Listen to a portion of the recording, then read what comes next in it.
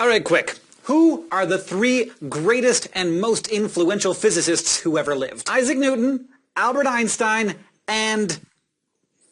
It's okay if you couldn't think of a third one. Not a lot of people could. But most physicists would probably agree that a lot of modern physics owes more to a man named James Clerk Maxwell than to anyone else who ever lived. Maxwell was born in 1831 in Edinburgh, Scotland, to a wealthy Scottish family. He published his first academic paper, a new method of mechanically plotting mathematical curves using a piece of twine, at the age of 14. So yeah, he was an early bloomer. By age 25, he was appointed chair of natural philosophy at University of Aberdeen, natural philosophy being what they called physics back then, meaning that he wasn't just a professor, he was the head of the entire department at 25. Within the next couple of years, he made a discovery that you probably learned about in grade school. He showed that Saturn's rings were made of small particles swirling around the planet together. Before this, nobody had any idea what the rings of Saturn were made of. Scientists thought they might have been solid, but if they were, then the rings should have been banging into each other, or even into the planet. And if they were a liquid, why wouldn't they break apart? Well, using math, Maxwell showed that the only way the rings of Saturn could remain relatively stable was if they were made of lots and lots of tiny particles,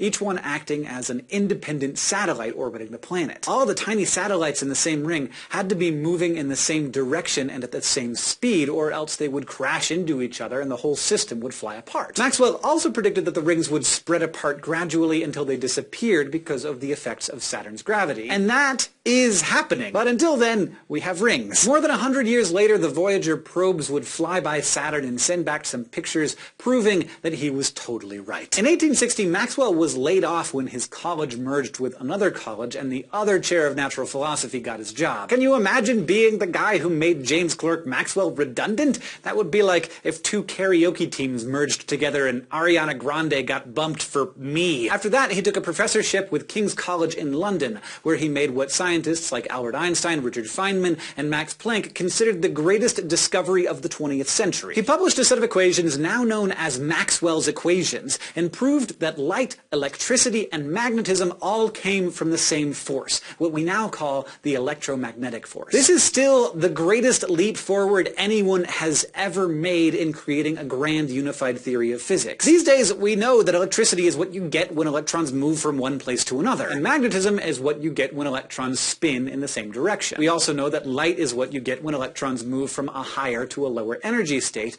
When they do that, they release a photon. All of these are examples of electromagnetic force in action. Basically, it's how electrons shape the world around us. But when Maxwell published his equations, electrons wouldn't be discovered for another 30 years. He figured out that all of these things were connected by observing how magnets could affect currents and currents could affect magnets. He theorized that they were all doing that with electromagnetic waves, which spread out through space from their point of origin, potentially forever. He measured how fast these waves were moving and found that they traveled at the speed of light. And since nothing is as fast as light, that meant electromagnetic waves and light must actually be different forms of the same thing. The idea that energy could travel through space in waves blew away the old Newtonian idea of physics, where gravity was the only thing that could affect objects at a distance. And it paved the way for the development of quantum mechanics, plus, like, everything Einstein ever did, especially once we started figuring out that subatomic particles were a thing. Without Maxwell's understanding of electromagnetism, there also wouldn't be any radio, television, or microwave ovens. Maxwell, of course, made a lot of other discoveries too. For one thing, he was the founder of the kinetic theory of gases. This theory led to the new field of statistical physics, which introduced probability to the science of very small things and was the precursor to quantum mechanics. And he produced the first color photographs in the world